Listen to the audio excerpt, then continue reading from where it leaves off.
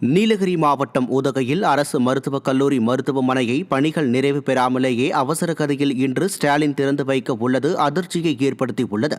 நீலகிரி மாவட்ட மக்களின் நீண்ட நாள் கோரிக்கையை ஏற்று அதிமுக ஆட்சியில் மருத்துவமனை கட்ட அடிக்கல் நாட்டப்பட்டது.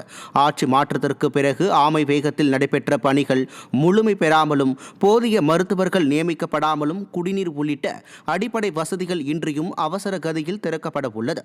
மேலும் அதிமுக ஆட்சியில் அறிவித்த திட்டங்களை விளம்பர மாடல் ஸ்டாலின் அரசு ஸ்டிக்கர் ஒட்டி திறந்து வைத்துள்ளதாக அதிமுக மாவட்ட செயலாளர் கப்பச்சி வினோத் குற்றம் சாட்டினார். 80% பணிதான் முடிவடைந்துள்ளன.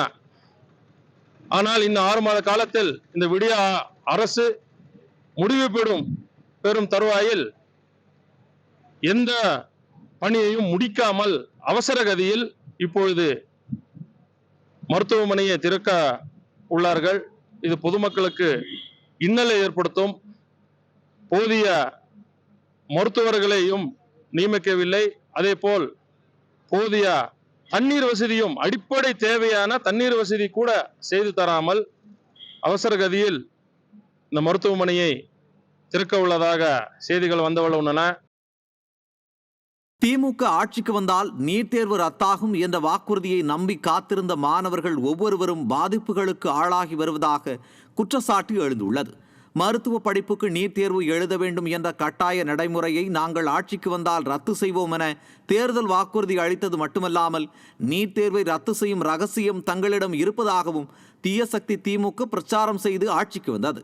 இதனை நம்பி முறையாக நீட் தேர்வுக்கு தயாராகாமல் இருந்த மாணவர்கள் பெரும் ஏமாற்றத்திற்கு ஆளானார்கள்.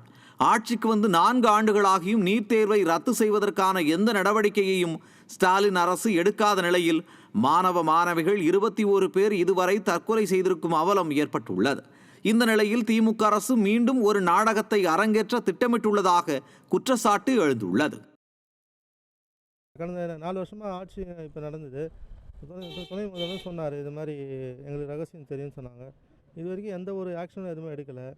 இப்போ திடீர்னு வந்து அனைத்து கட்சி கூட்டம்னு சொல்கிறாரு. அடுத்த வருஷம் தேர்தல் வரதுனால இப்போ இது மாதிரி சொல்கிறாங்களா தெரியல. இது அதனால் இப்போ மக்கள் தான் ஒரு விழிப்புணர்வாக இருக்கணும்.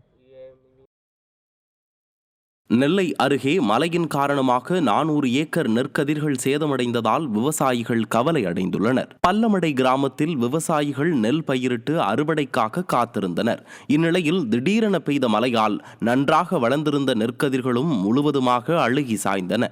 பாதிக்கப்பட்ட பயிர்களை விடியா அரசின் வேளாண் அதிகாரிகள் பார்வையிட்டு உரிய நிவாரணம் கிடைக்க நடவடிக்கை எடுக்க வேண்டும் என விவசாயிகள் மத்தியில் கோரிக்கை எழுந்துள்ளது.